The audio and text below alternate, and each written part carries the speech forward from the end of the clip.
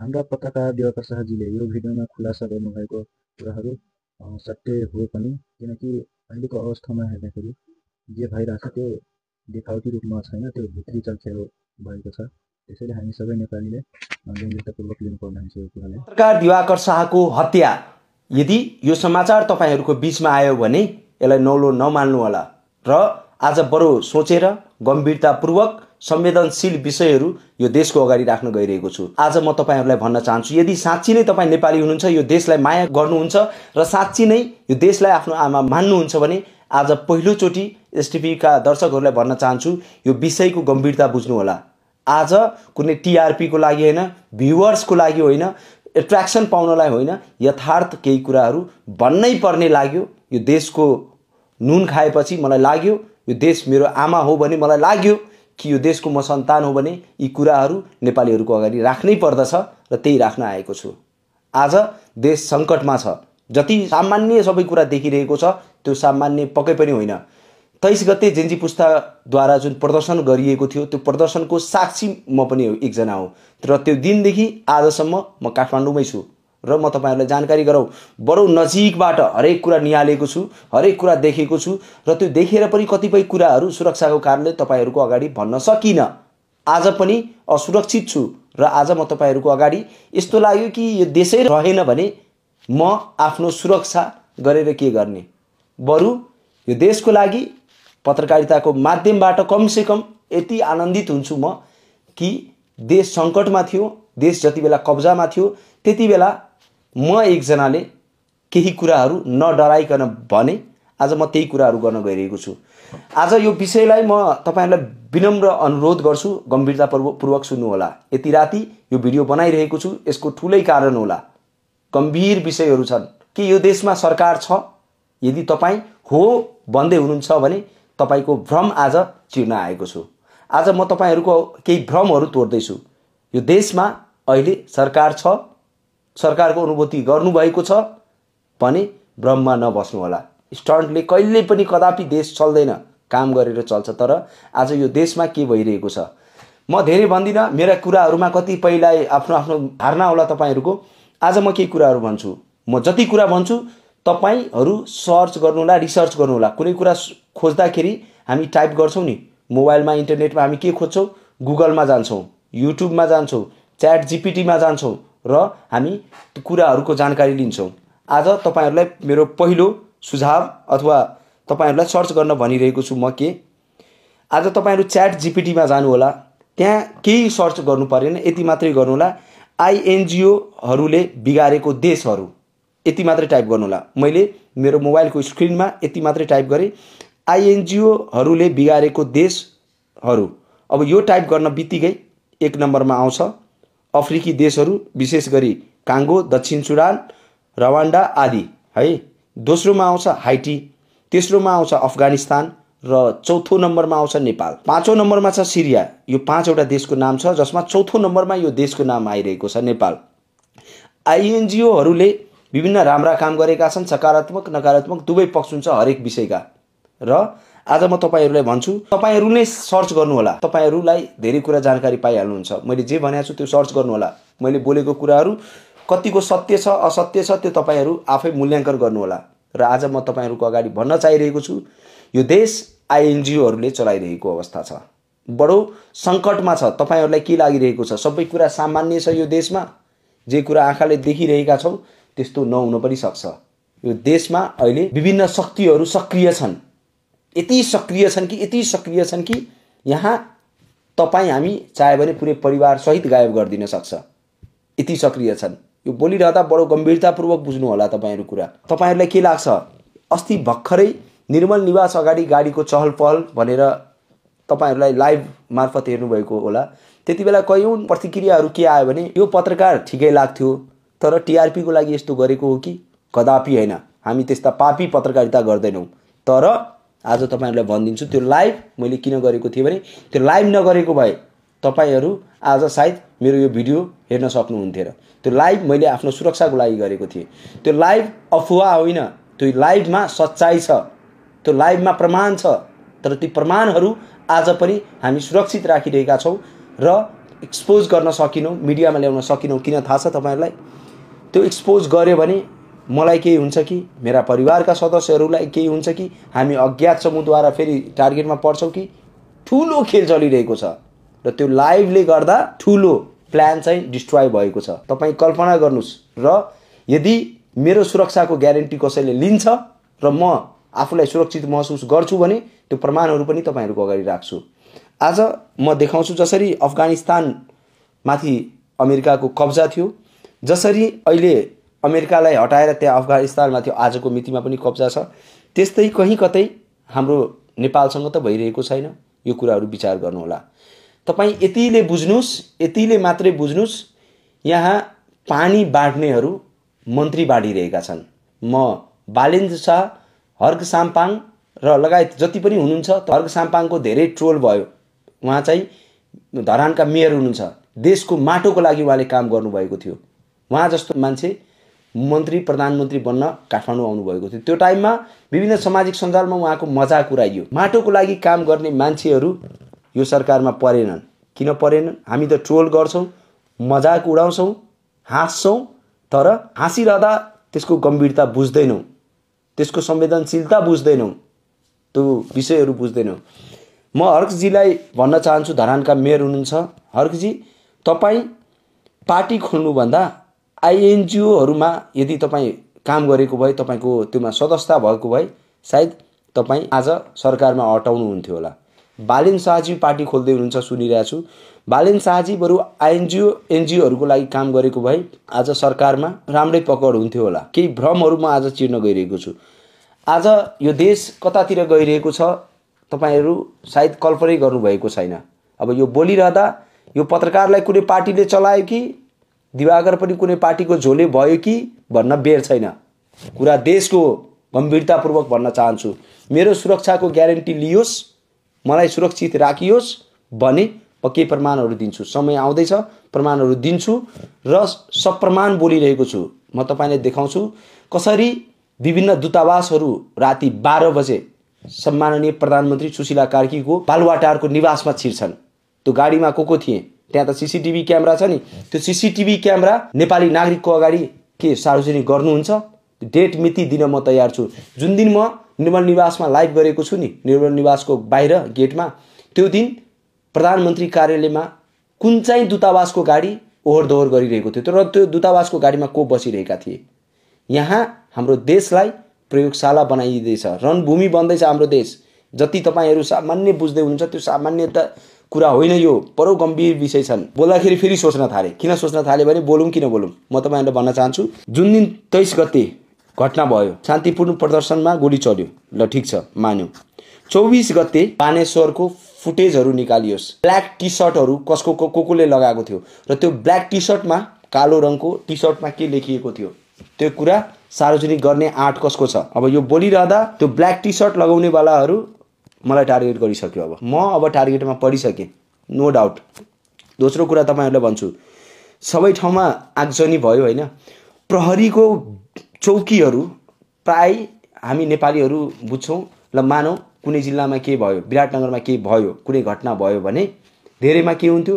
विराटनगरको प्रहरी चौकीमा तोडफोड हुन्थ्यो, डुङ्गामुढा हुन्थ्यो, आन्दोलनहरूमा त्यही त हुन्थ्यो। तर 24 गते कहाँबाट सबभन्दा शक्तिशाली कहाँ छ? देशको मेरुदण्ड सुरक्षा निकाय, त्यसलाई टार्गेट गरियो। सबैभन्दा इम्पोर्टेन्ट फ्याक्ट कहाँबाट भयो भने ल 23 गते प्रहरीले गोली चलायो, त्यो गोलीबाट मृत्यु भयो, जेन्जी भाइ बहिनीहरूले गोली खाए, ताकी गोली हानियो। त्यो गोली हान्नेहरू को छन्? प्रहरी हुन सक्छन् कि अन्य मान्छेहरू हुन सक्छन्। त्यो कसरी त्यो घटनाहरू भयो, यसमा अहिले सर्वप्रथम यिनीहरूको छानबिन होस्, जति सक्दो हुन्छ। किनभने हामीले जानकारी के पाइरहेका छौँ भने प्रमाणहरू नष्ट हुँदैछ। आज म यसरी बोलेँ नि, अब त्यो कालो टी सर्टको अघि जुन मैले भनेको थिएँ, कालो टी सर्ट लगाउने मान्छेहरूको टी सर्ट पछाडि के लेखिएको थियो र त्यसको फुल फर्म के हो? अब यति भन्दा त सायद नेपाल प्रहरीले र अहिलेको सरकारले बुझिसक्यो होला म के भन्न खोजिरहेको छु। कि त्यो पनि म खुलेरै भन्नु पर्यो। यदि मलाई मार्नै खोज्नु भएको छ भने मर्न म तयार छु। तर त्यो कालो टी सर्टमा 3 शब्दको जुन कोड लेखिएको थियो, त्यो कोडको फुल फर्म के हो? जसरी एचटिपी, हाम्रो कम्पनीको नाम हो एचटिपी, हिमाल तराई पहाड है। हाम्रो कतिपयलाई थाहा हुँदैन एसटिपीको फुल फर्म के हो। एसटिपीको फुल फर्म हिमाल तराई पहाड हो। त्यहाँनिर त्यो कालो टी सर्टमा 3वटा अक्षर लेखिएको छ। त्यो टी सर्ट कोले लगाएका थिए, तिनीहरू कहाँबाट परिचालित थिए र उनीहरूको भूमिका के थियो 24 गते। यो कुराहरू 23 गते र 24 गतेको फुटेजहरू विभिन्न ठाउँबाट निकालियोस्। सही के हो, सत्य के हो, सबैको अगाडि आइहाल्छ। देश अहिले सङ्कटमा छ। अन्तर्राष्ट्रिय शक्तिहरू पुरै सक्रिय छन्। रातारात बालुवाटारमा ढोका खोलिन्छ एम्बेसीको गाडीको नाममा। त्यो गाडीहरू रातिको 12 बजे प्रधानमन्त्री कार्यालयमा के गर्न जान्छ? यो प्रश्न सोध्ने कि नसोध्ने? केही इमर्जेन्सी नै थियो भने त्यो जनताको अगाडि, यो देशको अगाडि राख्नु पर्यो। के चाहिँ इमर्जेन्सी थियो? आज तपाईँ हेर्नुहोस् कस्तो भइरहेको छ यो देशमा। केही नाम चलेका, अहिलेको अवस्थामा नाम चलेका विभिन्न आइएनजिओ एनजिओहरूले यो सरकारलाई चलाइरहेको अवस्था छ। नेपाली भन्दा पनि विदेशी संस्थाहरूले चलाइरहेको छ।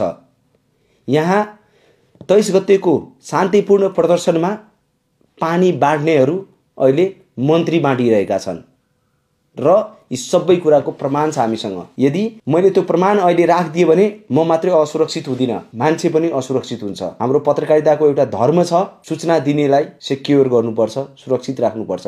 तर यति बोलिरहँदै म त टार्गेटमा परेँ, म टार्गेटमा परिसकेँ। ढुक्क हुनुहोस्। अब मेरो सुरक्षाको ग्यारेन्टी रहेन, यति चाहिँ ग्यारेन्टी नै भयो। आज मलाई लाग्यो बोल्नुपर्छ। आज यदि बोलिन भने यो देश अफगानिस्तान हुनबाट कसैले रोक्न सक्दैन। तपाईहरू अलिकति गम्भीर हुनुहोला। म भन्न चाहन्छु यहाँ 2-3 खालका जेन्जी देखेँ मैले जेन्जी पुस्तामा। एउटा जेन्जी जो साँच्ची नै देशलाई माया गरेर, राष्ट्रलाई माया गरेर, भ्रष्टाचारबाट आजित भएर, नेताहरूका कर्तुतहरूबाट आजित भएर उनीहरू सडकमा आएका थिए। एउटा त्यो जेन्जी हो जो चाहिँ हामी नेपाली हौँ। अर्को जेन्जी मैले कुन देखेँ भने एनजिओ आइएनजिओको जेन्जी हेरेँ। अब यो बोलिरहँदा अनुरोध गर्न चाहन्छु सम्पूर्ण नेपाली नागरिकलाई, सम्पूर्ण दलका नेताहरूलाई, सम्पूर्ण पार्टीका नेताहरूलाई, पार्टीहरूलाई, तपाईहरू अहिले कांग्रेस, एमाले, माओवादी अथवा अन्य दलको नाम नलिनुहोस्। अहिले तपाईहरू देशको नाम लिनुहोस्। यदि यो देशै रहेन भने कहाँको कांग्रेस, कहाँको एमाले, कहाँको माओवादी, कहाँको रासोपा, कहाँको जसपा, कहाँको के? देश रहे पो तपाईहरूको पार्टी हुन्छ, तपाईहरू हुनुहुन्छ। नेताहरूले गलत गरेकै हुन्, भ्रष्टाचार गरेकै हुन्, यसमा दुई मत छैन। नेताहरूले यो देशलाई लुटेका हुन्, तर आज देशलाई कब्जा गर्ने, देश बेचिने ठाउँमा पुग्दैछ। अनुरोध गर्न चाहन्छु हात जोडेर सम्पूर्ण नेपालीलाई मेरो अनुरोध छ, देशलाई माया गर्नुहुन्छ भने जति कुरा सहज तपाईहरुलाई देखिरहेका छौ, जति कुरा सहज लागिरहेको छ, त्यो त्यति सहज छैन है। देश अहिले कब्जामा गइसकेको छ। यसको विकल्प चाँडै खोज्नुपर्छ, शान्तिपूर्ण तरिकाले खोज्नुपर्छ, द्वन्द्व गर्नु हुँदैन। यहाँ अहिले मैले के जानकारीहरू कस्तो पाइरहेको छु भने मानौ हावा त चलिरहेछ नि, सबलाई थाहा छ हावा त छ, बिना हावाको हामी नै हुँदैनौँ। तर हावा कहिले क्यामेरामा रेकर्ड हुन्छ, हावा कहिले फोटोमा आउँछ, त्यो महसुस मात्रै हुन्छ। सो म अनुरोध गर्न चाहन्छु यहाँ नेपालीमै लडाएर भिडाएर विदेशी शक्तिहरू आफ्नो सेना नेपालमा ल्याउन खोजिरहेको अवस्था छ। अनुरोध छ सम्पूर्ण नेपालीमा, कसैले तपाईलाई गाली गर्न सक्छ, कसैले उक्साउन सक्छ, कसैले केही गर्न सक्छ। यो अवस्थामा अनुरोध छ सम्पूर्णलाई, सम्पूर्ण नेपालीलाई, सम्पूर्ण नेपालमा रहेका राजनीतिक दलदेखि लिएर आम नागरिक समाज जति हुनुहुन्छ, सञ्चारकर्मी सबैजना यो संवेदनशीलतालाई बुझौँ, गम्भीरतालाई बुझौँ। मैले यतिकै बोलेको होइन। आज मेरो सुरक्षाको ग्यारेन्टी कसैले गर्न सक्छ भने प्रमाणहरू सुरक्षित छ। सम्माननीय प्रधानमन्त्री सुशीला कार्कीज्यूलाई मेरो प्रश्न, रातिको 12 बजे दूतावासको गाडीहरू बालुवाटारमा के गर्न गएको थियो? सार्वजनिक गरिदिनुस्। त्यहाँ क्यामेरा छ नि, प्रधानमन्त्री कार्यालय अगाडि 3 नम्बर गेटमा क्यामेरा लागेको छ नि त। पुलिसको त्यहाँ चौकी नै छ, गेट बाहिर पनि, भित्र सुरक्षाकर्मीहरू पनि हुन्छ। सार्वजनिक गरिदिनुस् न के को लागि थियो। ल यति गरिदिनुस् त, यति गरेर देखाइदिनुस्। अनुरोध छ तपाईलाई। जो ओरिजिनल जेन्जी छन् नि, ओरिजिनल जेन्जी, त्यो जेन्जीहरूको अवस्था के छ? उनीहरू विद्यार्थी हुन्, पढिरहेका छन्, अध्ययन गरिरहेका छन्, मात्रै देशका लागि लडिरहेका छन्, जति सक्दो लडिरहेका छन्। तर उनीहरूलाई कुनै जानकारी नै छैन, उनीहरूको एक्सेसै छैन। उनीहरू सिंहदरबार छिर्नु पर्यो भने लिङ्क लगाएर मात्रै छिर्न पाउँछ। त्यहाँ सिंहदरबारमा पनि क्यामेरा छ नि त, ल हेर्नुहोस् न त्यहाँको क्यामेरा। जेन्जीको सरकार भन्छौँ नि त हामी। यहाँ भने अघि नै 2 प्रकारको जेन्जी छ। एउटा जो साँच्ची नै देशलाई माया गर्छन्, अर्को एनजिओ आइएनजिओबाट परिचालित छन्। उनीहरूको ठुलो प्लान छ त्यो प्लानमा यदि कोही बिचमा आयो भने त्यसलाई हटाइदिने। अब म आएँ नि त, अब उनीहरूको टार्गेट म हुनेछु। अनुरोध गर्न चाहन्छु, गम्भीरतालाई बुझ्नु होला। हामी नेपालीलाई एक किसिमको ठुलो खतरा अहिले टाउकोमा छ। सम्पूर्ण यो देशमाथि नै खतरा छ, मलाई मात्रै होइन। हुनसक्छ टार्गेटमा आज मेरो नम्बर आउला, तर भोलि तपाईँको नम्बर आउँदैन भन्न सकिँदैन। कुरा देशको हो। र रह्यो कुरा यो भिडियो कुनै टिआरपीको लागि होइन, कुनै पनि स्टन्टको लागि होइन, कुनै पनि अफवाहको लागि होइन। यदि कसैलाई लाग्छ त्यस्तो हो भने सुरक्षा दिनुस् न, प्रमाण म दिन्छु। म आजसम्म बिना प्रमाणको केही बोल्दिनँ। मेरो पत्रकारिता आजसम्म ती नेताहरूकै विरुद्धमा थियो, भ्रष्ट नेताहरूकै विरुद्धमा थियो। मेरो पत्रकारिता त्यो तस्करहरूको विरुद्धमा थियो। तर आज म तीनै भ्रष्टहरूलाई पनि अनुरोध गर्छु, जति भ्रष्टाचार गर्नुभयो प्लिज अनुरोध छ हात जोडेर सबैलाई, चाहे यो देशको नागरिक जोसुकै हुनसक्छ, सबैलाई अनुरोध छ। कुरा देशको आएको छ, तपाईँ हामी एक हुनैपर्छ। सम्पूर्ण नेपाली एक हुनुपर्छ, होइन भने देश अन्यलतामा गइहाल्छ। र प्लानहरू यसरी छैन, plan A, plan B, plan C हुनसक्छ। प्लान ए मात्रै भएको हो कि यो देशमा, बी र सी बाँकी नै छ कि? बडो गम्भीर सङ्कट छ हाम्रो देशमाथि। अनुरोध छ सबैलाई, सम्पूर्णलाई, एक अर्काको सुरक्षा गरौँ। यहाँ प्रहरीको मनोबल तोडिएको छ। प्रहरीलाई यस्तो बनाइदिएका छन् कि तीनै प्रहरीहरू हामी नेपालीलाई कस्तो गरी हेर्नुहुन्छ। किनभने त्यो पीडा छ नि त, प्रहरीको पीडा छुट्टै छ। अनि अब भइकिरहेछ भने नेपालीमै जुधाइदिएपछि अब नेपालीले नै भन्छन् होइन हाम्रो देशको पुलिस प्रशासन सेना हुँदैन, बाहिरको सेना आउनु पर्यो। र यही त्रिभुवन अन्तर्राष्ट्रिय विमानस्थलमा अन्तर्राष्ट्रिय सेनाहरू ल्यान्ड हुन्छ शान्ति सेना बनेर। हिजोसम्म यो देशलाई चिनिन्थ्यो कसरी? यो विश्वले यो देशलाई कसरी चिन्थ्यो? शान्तिको प्रतीक नेपाल, गौतम बुद्ध जन्मिएको स्थल नेपाल, सीता माताको जन्मस्थल नेपाल। विभिन्न जात धर्म संस्कृति बोकेका हामी नेपालीहरू कहिले पनि कुनै किसिमको जातीय द्वन्द्वमा फसिनौँ, धार्मिक द्वन्द्वमा फसिनौँ। तर अहिले सानोतिनो कुराले पनि फसाइदिन्छन्। मेरो कुरा बुझ्नु होला। प्लिज अनुरोध छ, प्लिज अनुरोध छ, अनुरोध गरिरहेको छु म आज तपाईँहरूलाई। सञ्चारकर्मी साथीहरूलाई पनि अनुरोध गर्न चाहन्छु, अहिले हामी पनि देशप्रति जिम्मेवार बनेर एक ढिक्का बनौँ। ठुला मिडिया, साना मिडिया, युट्युबर, टिकटकर के जति छन् सबैलाई, मेन स्ट्रिम मिडिया कि सबै राष्ट्रिय मिडिया जति पनि हुनुहुन्छ, अनुरोध छ तपाईँ हामी पनि अब जिम्मेवार हुनुपर्छ। नभए आज यो देश सङ्कटमा छ। देशै रहेन भने हामी पत्रकारिता कहाँ गर्ने? देशै रहेन भने पार्टीका नेताहरू कुन पार्टी खोल्ने? देशै रहेन भने भ्रष्टाचार गर्ने नेताहरू कहाँ भ्रष्टाचार गर्नुहुन्छ?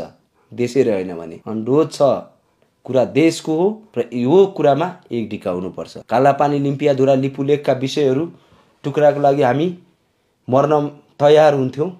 आज मात्रै कालापानी, लिम्पियाधुरा, लिपुलेखको होइन, दुई ठुला शक्तिका बीचमा छौँ हामी र अन्तर्राष्ट्रिय शक्तिहरू सक्रिय छन्। म अनुरोध गर्न चाहन्छु भारतलाई, अनुरोध गर्न चाहन्छु चाइनालाई, अनुरोध गर्न चाहन्छु अमेरिकालाई, अनुरोध गर्न चाहन्छु सम्पूर्ण देशलाई, हाम्रो नेपालमाथि तपाईहरू अनुसन्धान नगरिदिनु होला, नेपाललाई खेल मैदान नबनाइदिनु होला। बडो गम्भीरतापूर्वक के बोलौँ नबोलौँ, कुन शब्दमा कहाँ मेरो मुखबाट के निस्किन्छ सोचेर यो बोलिरहेको छु। यो आइएनजिओहरूले देश चलाउनु हुँदैन, देश कब्जा गर्नु हुँदैन, विचार गर्नुपर्छ है। जुन मृतकहरू छन्, मृतकका परिवारहरूको अवस्था के छ? सिम्प्याथी दिनलाई के पैसा यसरी दिने, यसरी हातमा पैसा दिने, फोटो लिने घाइतेहरूसँग, अनि महान बनिदिने? सबैलाई भनिनँ मैले, मिलाएर बुझ्नु होला तपाईँ। जो रियल जेन्जीहरू छन् उनीहरूसँग राज्यले कुरा गर्नुपर्छ। तर राज्यले कसरी कुरा गरोस् त? राज्यलाई फेरि अरूले चलाइरहेका छन्। प्रमाणहरू दिन म तयार छु। मसँग केही प्रमाणहरू कस्तो छन् भने प्रधानमन्त्री कार्यालय अगाडिको पनि केही दृश्यहरू छन्, निर्मल निवासका पनि केही दृश्यहरू छन्, दूतावासको गाडीको फोटो पनि छन्। यस्ता प्रमाण छन्। के चाहनु भएको छ तपाईँहरू? शान्तिपूर्ण निर्वाचन, जुन मिति घोषणा गर्नु भएको छ त्योमा शान्तिपूर्ण निर्वाचन, यो कस्तो भइरहेछ यो देशमा तपाईँहरूले थाहा छ? हात खुट्टा बाँधिदिन्छ मेरो, अनि भन्छ ल पौडी खेलौँ न त। हो, बुझ्नुभयो? हात खुट्टा बाँधेर अनि पानीमा फाल्छ, ल पौडी खेल्नु। त्यो भनेको के हो? नियत के देखियो त्योमा? शान्तिपूर्ण निर्वाचनका लागि तपाईहरू के गर्दै हुनुहुन्छ? अनि हामी कस्तो वाहवाही गर्छौँ भने अहिले दोषीलाई कारबाही गर्नुभन्दा पनि यस्ता कामहरू गर्न चाहिरहेछौँ। अहिलेको सरकारले यस्तो कामहरू गर्न चाहिरहेछ जसले जनतामा लागोस् ओहो वाउ सरकारले कति राम्रो काम गर्यो। कस्तो काम भइरहेको छ भने सुरुमा हेर्नुहोस् घटनाक्रमहरू। एउटा पक्षले भन्छ तत्कालीन प्रधानमन्त्री गृहमन्त्रीलाई पक्राउ गरौँ, अर्को पक्षले भन्छ बालेन शाह र सुदन गुरुङलाई पक्राउ गरौँ, होइन भिडाउने। हेर्नुहोस् है यो कुराहरू एकअर्कामा भिड्ने। दोस्रो कुरा यो कुराहरू सामसुम भयो। आज के कुरा आयो भने केपी ओली र प्रचण्डको सुरक्षामा खटिएका सुरक्षाकर्मीहरू तानियो, विभिन्न समाचार माध्यमहरूमा आयो। हामी नेपाली खुसी भयौँ, ओहो सरकारले त राम्रै काम गरेछ, ती नेताहरूलाई केका लागि त्यत्रो सुरक्षा चाहियो, त्यति मात्रै सोच्छौँ हामी। तर त्यसपछिको प्लानहरू के हुनसक्छ विचार गर्नुभएको छ? यति बोलिरहँदा ठुलो म आफै अहिले अलिक बिरामी पनि छु र ठुलो चुनौती मैले स्वीकारिसकेँ। अब म हिट लिस्टमा आइसकेँ। हुन त हाम्रो पत्रकारितामा कैयौँ पटक हामी माथि आक्रमण भएको छ, कैयौँ पटक हामी न्याय माग्ने, यसपालि पनि हामी न्याय माग्नै काठमाडौँ आएका थियौँ। जुन जी प्रोटेस्ट भयो, विभिन्न भयो, सरकार फेरियो, हामी प्रश्नहरू गरिरहेका थियौँ तत्कालीन गृहमन्त्री प्रधानमन्त्रीहरूलाई, हामी कहिले न्याय पाउने, कारबाही हुन्छ हुँदैन, त्यो सबै कुरा अहिले सेलायो। कुरा आज देशको आएको छ। अनुरोध गर्न चाहन्छु है, बडो गम्भीर विषयहरू छन्। यस्तो छैन ती शक्तिहरू हामीलाई आएनन्, छुन आएकै हो। शक्तिहरू हामीलाई पनि प्रभावमा पार्न खोजेकै हो। तर म मेरो ग्यारेन्टी दिन्छु यो संसारको कुनै पनि दबाव र प्रभावले मलाई असर गर्दैन। तर कुरा के हो भने परिवारको एउटा आशा छु र चिन्ता यति मात्रै लाग्छ कि यति धेरै जोखिमहरू लिउँ नलिउँ, के गरौँ नगरौँ, कुरा देशको आयो, मलाई लाग्यो आज त बोल्नै पर्छ। सुरक्षाको यदि ग्यारेन्टी लिनुहुन्छ भने यो सरकारको बारेमा हामीसँग धेरै प्रमाणहरू छ। मेरो सुरक्षाको ग्यारेन्टी मात्रै होस् र त्यसपछि म देखाउँछु मसँग के प्रमाण छ र त्यो प्रमाणहरू आधारहीन हो कि आधारित हो, त्यो प्रमाणहरू छ। म अहिले एक सेकेन्डमा तपाईँहरूको यो बोल्दा बोल्दै म बसेरै तपाईँहरूलाई देखाइदिन सक्छु। तर चिन्ता कहाँ छ भने यो घटनाहरू एक्सपोज भयो भने म त जोखिममा परे यही भिडियोले। त्यो मान्छे चाहिँ भिडियो हेर्दा हेर्दै कहीँ उसँग केही नभइहालोस्, मेरो मात्रै होइन त्यो मान्छेहरूको पनि सुरक्षाको ग्यारेन्टी हुनु पर्यो। अनि म केही कुराहरू गर्छु र यो देशमा द्वन्द्व फैलाउन सक्रिय छन् आजका मितिसम्म केही तत्त्वहरू, तिनीहरूको पहिचान गरोस्। हाड भैलो उठाउने तत्त्वहरूलाई पहिचान गरौँ। यो देशमा धेरै कुरा भइरहेको छ। अनुरोध छ, म आजसम्म कुनै पनि राजनीतिक दल, कुनै पनि नेता या कुनै पनि व्यक्तिसँग प्रभावित भएन। तिनीहरूसँग मलाई चाहिँ तपाईँहरू कसैको झोले भन्न सक्नुहुन्न। अब यो देशमा त बडो गम्भीर प्रश्नहरू छ। मलाई थाहा छैन यो भिडियोले के असर गर्छ असर गर्दैन, तर कति हाँस्नु होला, कति रुनु होला, कतिले गाली गर्नु होला, कतिले कमेडी बनाउनु होला। एउटा कुरा चाहिँ याद राख्नु होला है, म रहे पनि म नरहे पनि एउटा कुरा चाहिँ याद राख्नु होला, कम्तीमा मेरो आत्माले यति चाहिँ भन्छ, यो देश सङ्कटमा आउँदा मैले आफ्नो धर्म छोडिनँ, मैले आफ्नो कर्म छोडिनँ र मेरो पत्रकारिता मात्रै मेरो होइन, हाम्रो पत्रकारिता यो देशको लागि भयो। यो कुरामा गर्व गर्नेछु अन्तिम साँझसम्म, बाँचुन्जेल यो कुरामा गर्व गर्नेछु। हस्, बिदा चाहन्छु।